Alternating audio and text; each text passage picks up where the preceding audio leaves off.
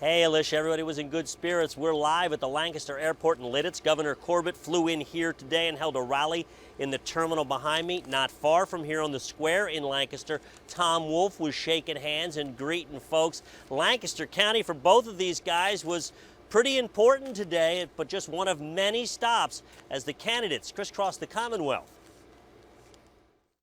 Feeling on the eve of the election? I feel great. Don't I look it? Governor Corbett looked just fine, but his polling numbers, not so much. The Republican incumbent has been trailing Democratic challenger Tom Wolf by double digits. How does he feel about that? I don't make anything of it. The poll is tomorrow. And we know what our internals are showing, and we feel very comfortable. Are you excited? Yeah, I am. Wolf, the York businessman, visited businesses in Lancaster on election eve. On Sunday, he was joined in Philadelphia by President Barack Obama. He knows turnout is crucial, and he hopes to inspire voters to turn out Tuesday, something Pennsylvania politicians have struggled to do recently. Turnout in India, the same week we had our primary, their turnout was in the 60% range, ours was in the teens.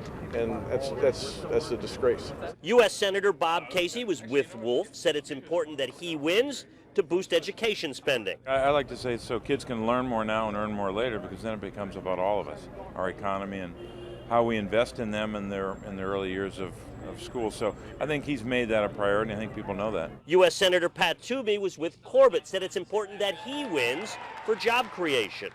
Making the government live within its means, keeping taxes low, encouraging the growth of business.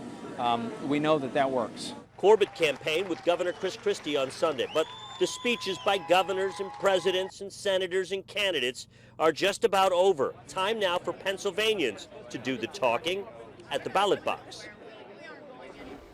Again, the election is tomorrow. The last mid-stater, here's an historical tidbit.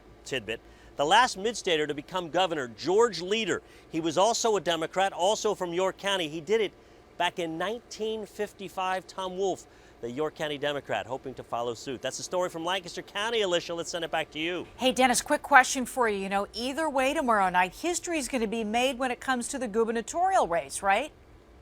That's right. There's been an interesting streak in Pennsylvania since the aforementioned George Leader in 1955.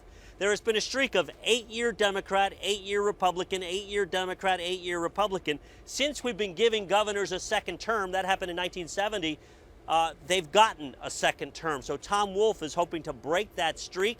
Tom Corbett is trying to make history. No incumbent governor has ever trailed in the polls by this much and come back to win. So either way, we're going to have an historic story to talk about, and we're going to be all over it on election night. I look forward to seeing you in the studio tomorrow, Alicia. I can't wait, Dennis. We're really going to enjoy it. And quickly, one last thing. You know, you mentioned in your piece there about how low voter turnout is, especially in off-year elections.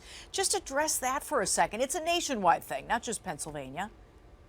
It is a nationwide thing, but in the teens, there were some good Democratic gubernatorial candidates in that primary in May, and the turnout was just abysmal, which is a pox on all of our houses. But Tom Wolf said part of the problem is the politicians. They're not inspiring voters to get out and vote. Maybe they'll be inspired. Hopefully they'll be inspired tomorrow. If the weather's like it was today, there's no excuses for not getting out to the ballot box. And the weather is going to be great tomorrow, which Eric will tell us more about in a little bit. Hey, Dennis, thank you so much. Great job.